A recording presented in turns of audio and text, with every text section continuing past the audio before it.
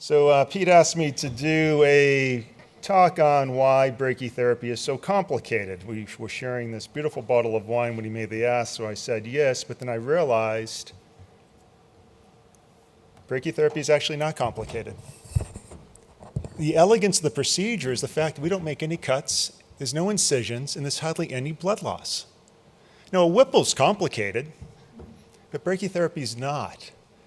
What makes brachytherapy complicated is all the things, all the barriers that get in our way of actually performing the procedure. That's the complicated portion. The implant itself is really not. So let's look at this picture right here. I want you to raise your right hand if you see an old lady. I want you, and keep them raised, keep them all raised. I want you to raise your left hand if you see a young lady. And if you see both, I like the fact that we're doing both.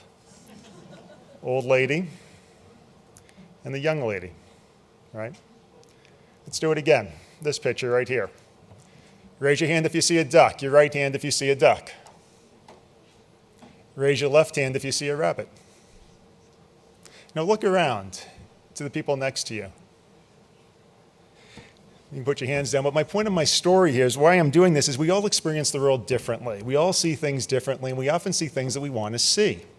If we can't do brachytherapy, if we can't do it well, when we look at randomized trials, we say there's a lack of an overall survival benefit. But if we do brachytherapy well and we can actually do the procedure, we look at these same randomized trials and say, wow, look at that huge local recurrence benefit. Look at that PSA survival benefit. We need to be doing this for our men. But we see what we can see. And with overall survival, when people feel we're now going to have to normalize survival by giving them toxic life, quality of life reducing therapies, but we see what we want to see. You know, it kills me that there's major medical institutions or academic programs in this country that do not have a single brachytherapist on staff, but they're charged with training the next generation of residents, as Ron was alluding to. There's also department chairs of some major academic institutions who are very influential in the prostate community. They sit on guideline committees, they sit on National Cooperative Group trial design.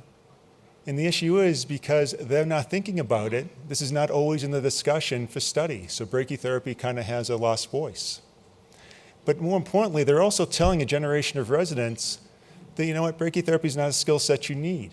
We have BEAM, IMRT, VMAT, SBRT, protons, name your acronym. But that's just simply not correct. We've seen all the data today. We cannot allow this to be lost.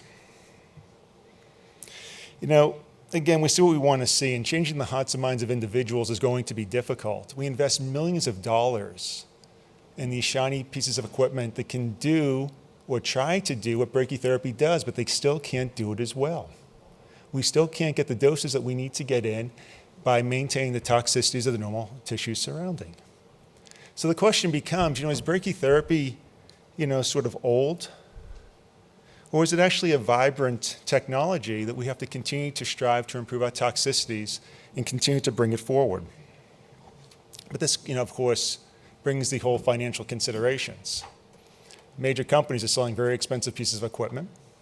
And we all get reimbursed differently when we do BEAM than when we do brachy. And you've heard me many times over the course of my tenure at ABS, staying from these same podiums, basically saying to you, if you want to know how a person is treated, a patient is treated in this country, follow the money. It'll bring you right to where the treatment's going to be. Now, compared to BEAM technologies, brachytherapy really does feel under-reimbursed. Those of you who've seen some of my other talks, it really isn't. It's just that brachytherapy is very efficient.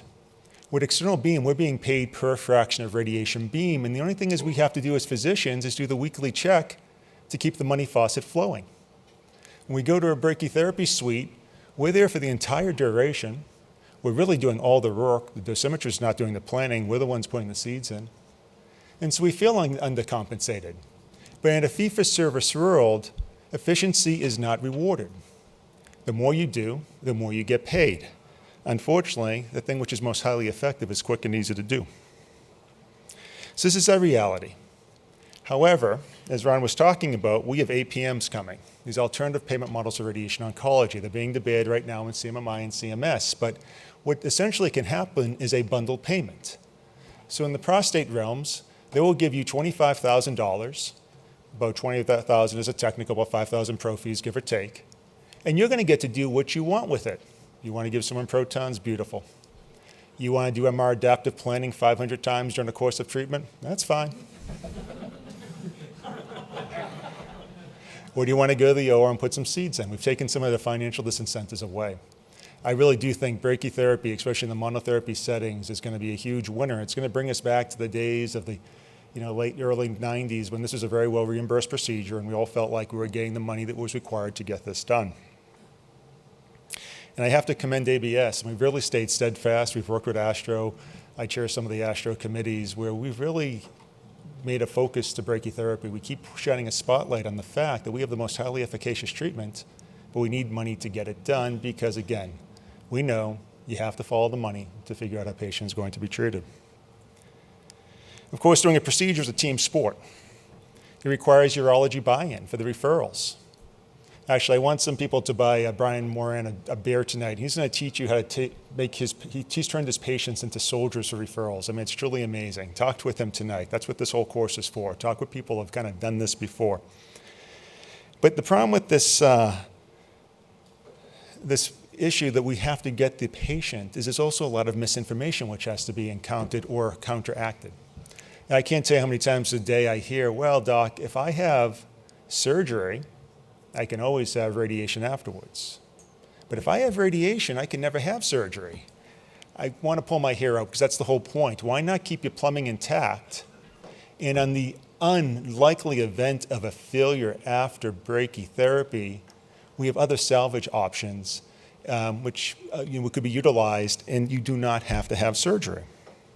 But this is something that we have to kind of talk with our referring physicians too, because sometimes the mindset is put in such a place that you're taking a lot of time trying to counter some mistruths, basically. And of course, it takes a great physicist, anesthesiologist, and OR personnel to do this all correctly, but the trick here is they all have to be in the same place at the same time. So this brings me to my 3 A's of medicine pyramid right up here. I teach this to the residents, junior attendings, and anybody who will listen to me. You can boil down all of practice building, and this is important, to 3 A's of medicine. It's availability, it's affability, and a distant third actually is ability. When a referring physician calls you and says, I have a patient that I need you to see, well, we need to be available. Almost have to drop everything. Don't go past go. You package that patient up. They know by making that phone call or sending that patient to you, you're going to move everything forward and they don't have a care in the world, a worry. They know the patient's going to be treated just fine. But you have to do this with some affability, service with a smile. This feels kind of disruptive to have to drop everything, but this is what is required in that courtship as we start to work with new referring physicians. In time, by doing this, relationships will develop and friendships will be had. But in the short term, it does feel a little disruptive. In ability, we're radiation oncologists. We have ability in spades. We have plenty of ability. But you could be the best doctor in the world, but if no one's coming to see you, you have no way to practice your craft. Well, those are the facts. So brachytherapy takes more time, more effort, and more technical skill to do it right compared to other competing radiation modalities.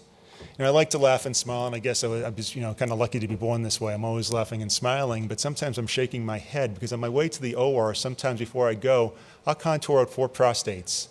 And the time it's going to take me to walk over and throw in a pair of scrubs. I'm also fortunate to work in a large practice that I can actually make that walk because my clinic is still going to be covered. If you're in solo practice, leaving is going to be highly problematic.